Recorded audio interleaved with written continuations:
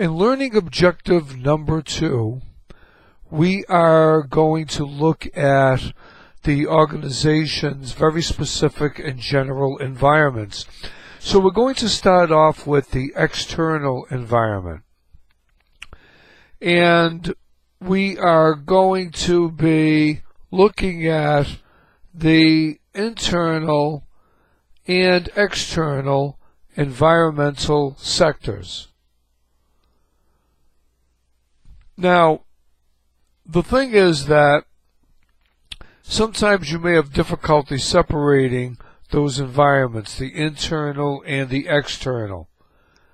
So it has nothing to do with opportunities and threats and weaknesses and threats and so forth. This has to do with the environments themselves. So starting with the external environment, the external environment affects all competitors, not just our organization. It's everybody in the marketplace. Now, the internal environment, which we are going to study extensively in Chapter 4, which is going to deal with threats and opportunities, affects only the decision maker's organization. So, let's look at Figure 3-3 and take a look at an organization's external environment. Now, the specific environment describes those external environmental sectors that directly impact the organization's decisions and actions by opening up the opportunities and threats. For example, your external environment. You have customers, you have competitors, you have suppliers, and other industry competitive variables. In the general environment, that's going to refer to those external environmental sectors that indirectly affect the organization's strategic decisions and actions, and actually may pose opportunities or threats. For example, economical, demographical, sociocultural, and political, legal, and technological centers. There's a lot out there. In the specific environment, we look for external sectors which the organization directly interacts with. In other words, the specific environment, which includes industry and competitive variables. And when we talk about industry, we say, well, what is industry? It's basically a group or groups of organizations producing similar or identical products. For customers to purchase their products, and they must secure, remember we talked about those competitive resources, they must secure the necessary resources that are converted into products. So like Burger King competes with McDonald's, Apple competes with Microsoft, and so on. So the thing is now, if you are the strategic manager, you're going to use Porter's model to determine external opportunities and threats by explaining Porter's 5 forces. And this is important. Figure 3-4 in your book, and it goes over Porter's 5 forces model. Now, some industries are inherently more attractive than others. For example, the profit potential for companies in those types of industries are greater. But the strength and interaction of the 5 forces are what truly influences profit. Yes, profitability. And what is the potential for that profitability? So the first thing they look at is, what is our current competition, our rivalry among existing firms? The existing firms in an industry are in competitors. The more intense the rivalry among existing firms, the more profitability they're going to suffer. Porter's list has 8 conditions, essentially, that contribute to intensive rivalry among existing competitors. Now, here are the 8. Numerous or equally balanced competitors. That's people that are in constant turmoil, jockeying for all types of positions. The next one is slow industry growth. They have limited market share. The third is high fixed or storage costs. Inventory costs are expensive. The fourth, lack of differentiation or switching costs.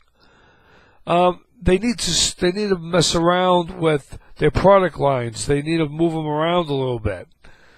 There's too much commonality. The next thing is lack of differentiation or switching costs. That means they make commodity-like products that lead to differentiation by price and services. The next is addition of capacity in large increments. Adding capacity is costly, so competitors will cut prices to attract customers. The next one is diverse competitors. Differing philosophies or circumstances between competitors make it difficult to predict strategies in the market, and that is going to increase rivalry. Number 7 is high strategic stakes. Short-run profitability may be sacrificed to succeed. That means we have to invest resources in an organization, and we always don't see a quick turnaround. The next one is, and the last one, high exit barriers. Excuse me. Factors that keep companies competing even though they may be earning low or negative returns in investment. So we have extreme tactics that are going to be used often to compete. And it's really important to take a look at often what these tactics are. So, these are the types of things that we are dealing with in organizations. Okay, those are Porter's 8 models that we are going to be looking at. Now, moving on a little bit, okay, we're going to be looking at industry growth. So, when you look at your competitors, there's several big competitors that you have, but a lot of small ones too, depending on the size of your company. Industry growth. What is our product differentiation? If you take a look at strategic management in action in your book, you will see all these 8 conditions that assist the level of current rivalry in the industry. Remember, they're all doing what you're trying to do. So when you look at organizations, their direct competitors are the competitors that are most appropriate to evaluate. A strategic group, all right, that we put together in a company is going to be a set of firms competing within an industry. I don't mean together in a company, I mean together in a group of firms that are competing with one another that have similar strategies, similar resources, similar customers. These are the most dangerous because they do what you do. So how do you become competitive and innovative?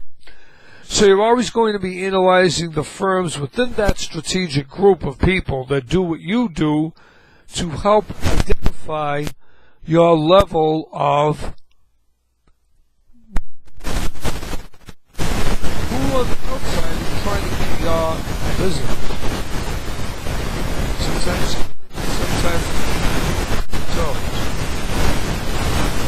so what about other agents coming into the market? They all the external environment. People that have something better that do things that you do. So, in addition to your current existing competitors, you guys have to be on the lookout for organizations that are trying to compete in the industry with an open.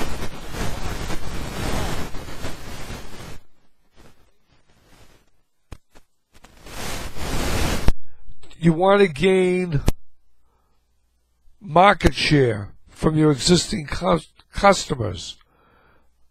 And it's harder to get a new customer than it is to use an existing one. So how do you make them happier? How do you give them what they want? Also, if you're large enough, you can have the resources to compete against your competitors. And there's always the threat there will always be the threat of potential entrants into the market. What do you do about that threat? Now, what I want you to do is take a look at barriers to entry. And those might be obstacles if you want to try to get into an industry to prevent you from getting in there. When barriers to entry are high, or current competitors can be expected to take significant action to keep the newcomers out. Alright? Then the threat of entry is low. A low threat of potential entrants is positive for an industry because profitability won't be divided among more competitors. That makes sense. So let's look at what are the major entry barriers. Porter describes 7 of them. Economies of scale, cost advantages from other than scale, product differentiation, capital requirements, switching costs, access to distribution channels, government policy. All of these 7 things are certainly going to contribute to barriers of entry. So you should certainly study the reasons for those things happening. Now, as we always said, consumers drive the market. So there's always going to be bargaining power of buyers. Buyers are the seller's customers and the external environment. They have a lot of bargaining power. They can force prices down, bargain for higher quality or more services, or even play competitors against each other to see who will give them the best deal. And we've all seen that happen. So let's look at some of the factors of buyer's power. Large volume purchases. Products purchased represent a significant portion of the buyer's costs or purchases. The third thing is products are standard or undifferentiated. The fourth thing, buyers face few switching costs. The fifth is buyer has lower profit or has lower income levels. The sixth is the buyer's ability and resources to produce the products themselves. The seventh is products quality isn't important to the quality of the buyer's products or services. The eighth, buyer has full information knowledge about product demand, market prices, and supplier costs. We all know the old adage, an educated consumer is the best customer. Now, what about the suppliers? They have bargaining power too. Look at the factors of suppliers' power. Domination. Availability of substitute products. They can go somewhere else. Multiple industries demanding the products of suppliers. Importance of the product to the industry. How much do they really need it to their business? Suppliers' products are differentiated or if the customer has switched costs. The sixth is the ability of the supplier to enter the customer's industry and stop making the product that the customer makes. And finally, we've got substitute products. The best way to evaluate the threats of substitute products is to ask whether other industries can satisfy the consumer's need or that our industry is satisfying. Look at table 3-2 in your book and look at some of the competitive factors that are in it. The next thing is the general environment, the big picture. The general environment includes those external environmental sectors that indirectly affect the organization's strategic decisions and actions, and they can pose opportunities or threats. So, I want you to study the 5 main general environmental sectors. First is economic. The economic sector encompasses all the macroeconomic data, current statistics, forecasts, trends, changes in those trends, interest rates, exchange rates, what the value of the dollar is, budget deficit or surplus, trade deficit or surplus, inflation rates. Look at gross domestic product, gross national product. See what the dollar is doing. Look at consumers' income. Has that changed? Has their debt levels changed? Employment or unemployment levels. Consumer confidence. And then you can also look at workforce productivity rates. Also look at international considerations. And then look at the demographics. The demographic sector evaluate current statistical data and trends in population. Characteristics from the U.S. Census Bureau, gender, age, income levels, ethnic makeup, education, family composition, geographic location, all of the birth dates, employment status, all of these things are important. You also want to look at changes and trends out there, how that affects the organization. You want to look at social cultural things. What is the country's culture is like? What is the country's culture like in other countries other than ours? And how are they changing? You will also have to look at international stuff. The other part of the external environment is the political and legal. Look at Table 3-3 in your book. Trade alliances, regulations. Look also at unions, the Central American Free Trade Agreement, the Association of Southeastern Asian Nations, ASEAN, and the African Union. Also look at technology. How has that changed? Communications, computing, transportation, manufacturing, robotics, biotech, and on it goes. The other thing that you certainly want to look at, okay, is how do we collect information to get all this stuff from the external environment?